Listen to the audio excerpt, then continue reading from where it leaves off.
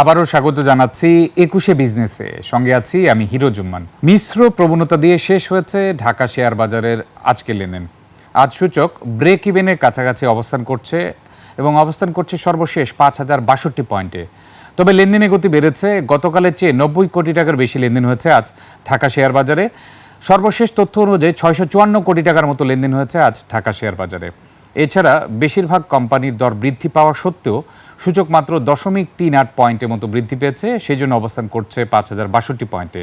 সব কিছু মিলে এখনও সূচক প্রায় ৬ পয়েন্ট কম রয়েছে গত সপ্তাহের অবস্থান থেকে। দর্শক, পুঁজিবাজার নিয়ে আরও বিস্তারিত জানতে এখন আমরা কথা বলবো পুঁজিবাজার ও কোম্পানি আইন বিশেষজ্ঞ ব্যারিস্টার এ এম মাসুমের সঙ্গে। আমরা যুক্ত হওয়ার জন্য অপেক্ষা করছি। আসসালামু আলাইকুম মাসুম ভাই। আসসালামু আলাইকুম, ভালো আছেন? জি, ভালো আছি। মাসুম ভাই, প্রথমে আপনার কাছে জানতে চাচ্ছি, ব্যাংকিং রেজুলেশন অধ্যাদেশ চালু হওয়ার পর থেকে আমরা দেখেছি যে বাংলাদেশ ব্যাংক একটি সিদ্ধান্ত নিয়েছিল ৫টি ব্যাংককে একীভূতকরণ করার সিদ্ধান্ত নিয়েছে। এই সিদ্ধান্তের দুইটি বিষয় আমরা জানতে চাচ্ছি, যারা গ্রাহক এবং যারা বিনিয়োগকারী, এই দুই ধরনের পক্ষের স্বার্থ কিভাবে উদ্ধার করা যায়। ধন্যবাদ আপনাকে। যেটা আমরা দেখেছি আর কি, বাংলাদেশ ব্যাংকের গভর্নর যেভাবে অ্যাপ্রোচ করেছে যে 5 ব্যাংকস সে ইনিশিয়ালি যেটা মার্জারের কথা বলছে, কিন্তু এখন মার্জার যখন কথা বলছে উনি স্পেসিফিকলি বলে দিয়েছে যে কোন আইনের বেসিসে উনি মার্জারটা করবে। এখন সেখানে বলা হচ্ছে যে ব্যাংক রেজলিউশন অর্ডিন্যান্স আমাদের 2025 এর আর্টিকেল 48, এটার সাথে আবার উনি বলছে যে ব্যাংক কোম্পানিজ অ্যাক্ট 1991 এর সেকশন 58, 59 এবং 77 সাথে কোম্পানি অ্যাক্ট 1994 এর 228 এবং 229। তাহলে এই আইনগুলি যদি আমি পর্যালোচনা করি, একসাথে যেটা দেখা যায় সেখানে হলো যে আপনাকে যে কোনো মার্জারের ক্ষেত্রে আপনাকে একটা স্কিম তৈরি করতে হবে। তাহলে এইটা প্রত্যেকটা ব্যাংকে একটা রেজলিউশনের মাধ্যমে স্কিম হবে এবং সেই স্কিমটা আপনার রেশিওটা কি হবে, এটা কি আর্নিং পার শেয়ার বেসিস হবে, মানে ইপিএস বেসিস হবে, না এটা কি নেট অ্যাসেট ভ্যালু পার শেয়ার হবে, না এটা কোটেড প্রাইস হবে, যে মার্কেটে প্রাইস যেটা চলছে সেইটা। তাহলে এই তিনটা রেশিও দ্বারা যেটা আপনি এক্সচেঞ্জ রেশিওটাকে আপনার ডিটারমিন করা হবে। ওয়ান্স আপনি যদি এক্সচেঞ্জ রেশিওটা ডিটারমিন করা হয়, তখন বোঝা যাবে যারা এখানে বিনিয়োগকারী আছে সেই বিনিয়োগকারীদের কিভাবে তাদের ইন্টারেস্টটা প্রোটেক্ট হবে, মিনস কত পার্সেন্ট হারে তারা শেয়ারটা পাবে।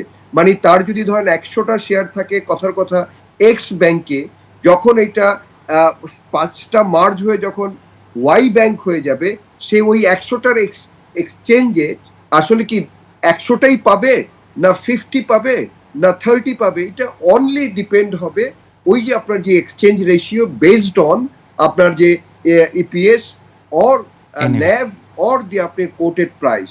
এখন যেটা দেখা যাচ্ছে এই 5টা ব্যাংক যদি আমরা অ্যানালিসিস করি, সেখানে আমরা যেটা দেখি যে এটার ডিপোজিট ছিল 1,40,000 কোটি টাকা, কিন্তু এখানে দেখা যাচ্ছে রিপোর্ট অনুযায়ী প্রায় 1,95,000 কোটি টাকা তাদের ডিসবার্স হয়েছে। তার মানে হলো এডি রেশিও যদি আপনার কাছে 100 টাকা থাকে, আপনি লোন দিতে পারেন ইসলামী ব্যাংকে যেটা 92 টাকা, কিন্তু সেখানে আপনার এডি রেশিও মানে 1,40,000 কোটি টাকা টোটাল ছিল ডিপোজিট, সেখানে আপনি 1,95,000, তার মানে এডি রেশিও অনেক ক্রস করে আপনি চলে গিয়েছেন, যেখানে দেখা যাচ্ছে যে 55,000 কোটি টাকার মতো গ্যাপ। এবং গভর্নমেন্ট বলছে যে ইকুইটির যেই তাদের ইন্সপেকশনের যে রিপোর্ট আসছে, অডিট রিপোর্ট, সেখানে দেখা যাচ্ছে যে ইকুইটি লাগছে এখন 40,000 কোটি টাকা, এবং গভর্নমেন্ট সেখানে আপনার 10 to 12,000 কোটি টাকা দিবে। বাট এখানে যেটা হচ্ছে যে এই যে যারা স্পন্সর শেয়ার হোল্ডার ছিলেন তাদের শেয়ারটা কিন্তু গভর্নমেন্ট ইনিশিয়ালি সিজ করে নিবে।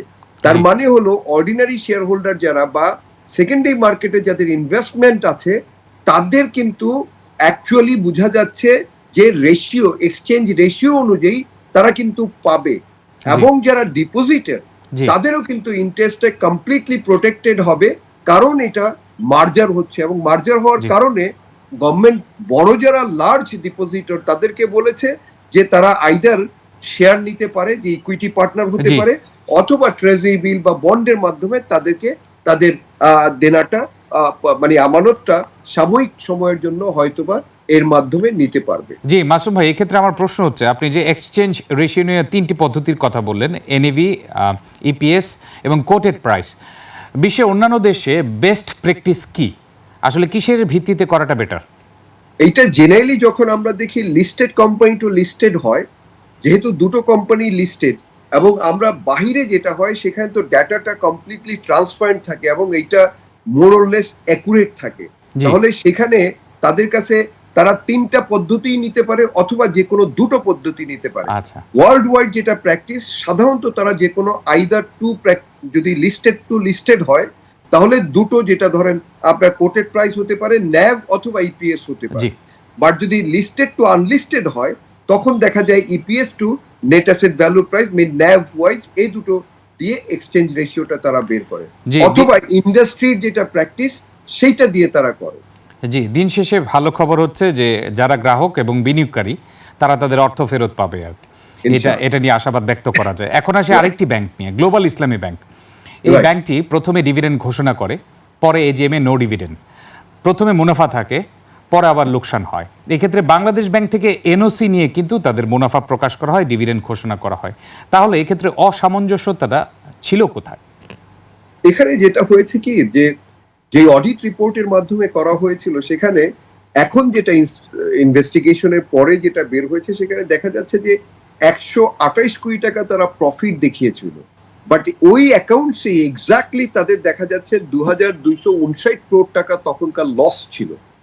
এবং এখনকার স্টেজে যদি আসি সেখানে বলা হচ্ছে যে অ্যারাউন্ড 80% হবে তাদের নন পারফর্মিং লোন। সেই স্টেজে যখন আমরা এজিএম করতে যাই তখন দেখা যায় যে এইটা তো আমাদের যে ডিএসসি লিস্টিং রেগুলেশন 2015-এর, আপনি যদি রেগুলেশন 19-এ স্পেসিফিকলি বলা আছে যে আপনার যদি প্রফিট হয় সেখান থেকে আপনি ডিভিডেন্ড দিবেন, এবং আরেকটা কথা বলা আছে যে আপনি ডিভিডেন্ড যেটা ডিক্লেয়ার করবেন সেটা এজিএম এর আগে আপনি চেঞ্জ করতে পারবেন না। তাহলে এই রেগুলেশন 19 এবং বাংলাদেশ ব্যাংকের যে সার্কুলার আপনি দেখেছেন রিসেন্টলি যে রিটেইন আর্নিংস থেকে দিতে পারবেন না, এনপিএল 10% এর উপরে হলে দিতে পারবেন, এই যে অনেকগুলি কন্ডিশন আছে, তখন কি করণীয় থাকে অ্যাকচুয়ালি? তখন দেখা যাচ্ছে যে আমাদের এই রেগুলেশন 5-এ বলা আছে যে রেগুলেটরি বডি স্পেশালি যদি সিকিউরিটি এক্সচেঞ্জ কমিশন চায় তাহলে এই রেগুলেশন 19 কে রিল্যাক্স করতে পারে। তাহলে যদি রিল্যাক্স করে তাহলে এই ডিভিডেন্ড যেটা দেওয়া হয়েছিল সেটা তো একটা ফেক অ্যাকাউন্টের বেসিসে দেওয়া হয়েছিল, সেই জন্য সেইটাকে কার্টেল করা, মানে ওই আগের জায়গাতেই যেটা লস, যেহেতু সেখানে তো আর ডিভিডেন্ড দেওয়া যাবে না। জি, সর্বশেষ প্রশ্নে আসি। আপনি জানেন 20টি আর্থিক প্রতিষ্ঠান তাদের জামানতের চেয়ে 3 গুণ বেশি ঋণ দিয়েছে, ঝুঁকিতে রয়েছে, এবং বাংলাদেশ ব্যাংক এই প্রত্যেকটি আর্থিক প্রতিষ্ঠানকে চিহ্নিত করে কারণ দর্শানোর নোটিশ দিয়েছেন, এবং এই আর্থিক প্রতিষ্ঠানগুলো কার্যক্রম চালু রাখতে পারবে কিনা সেটা নিয়ে সংশয় রয়েছে। এক্ষেত্রে আপনার মতামত কি? আসলে এখানে ধরেন অনেকগুলি এই কিন্তু প্রায় 35-এর মধ্যে আমাদের কিন্তু এখানে লিস্টিং কিন্তু অনেকগুলি এনবিএফআই আছে। তাহলে এখানে যারা যদি আমরা টোটাল তাদের আউটস্ট্যান্ডিং দেখি অ্যারাউন্ড কিন্তু 76,000 কোটি টাকা, এবং তার মধ্যে বলা হচ্ছে অ্যারাউন্ড 35% হলো আপনার এনপিএল। বাট ওভারঅল যেই বাংলাদেশ ব্যাংকের গভর্নর রিসেন্টলি যেই ইস্যুটা নিয়ে আসছে যে ওনার ইনভেস্টিগেশনে বলা হয়েছে যে 14 to 15, বা এটা আমরা যেটা নিউজ পেপার থেকে দেখি যে অ্যারাউন্ড 20 যাদের এনপিএল 80 to 100% হতে পারে, এবং এটা বলা হচ্ছে একটা রিপোর্ট আমি দেখলাম যে তাদের ডিপোজিট ছিল 22,000 কোটি টাকা, কিন্তু তারা লোন দিয়েছে 25,000 কোটি টাকা, তার এগেইনস্টে সিকিউরিটি রেখেছে 6,000 কোটি টাকা। তার মানে বোঝা যাচ্ছে যে তার যেই সিকিউরিটি রাখা আছে বা জামানত যেটা রাখা আছে সেটা এনাফ না। এখন বাংলাদেশ ব্যাংকের কথা হলো যে আমি এটা কতকাল এটাকে কন্টিনিউ করাবো। এখন বাংলাদেশ ব্যাংকের করণীয় যেটা, বাংলাদেশ ব্যাংক লাইসেন্স তাদের কন্টিনিউ করবে কি করবে না সেটার জন্য তারা শোকজ দিয়েছে বাংলাদেশ ব্যাংক। এখন আমাদের যেটা ইস্যু যে এখানে যারা ইনভেস্টর, যারা সেকেন্ডারি মার্কেটের ইনভেস্টর, তাদের ইন্টারেস্টটা কতটা প্রোটেক্টেড।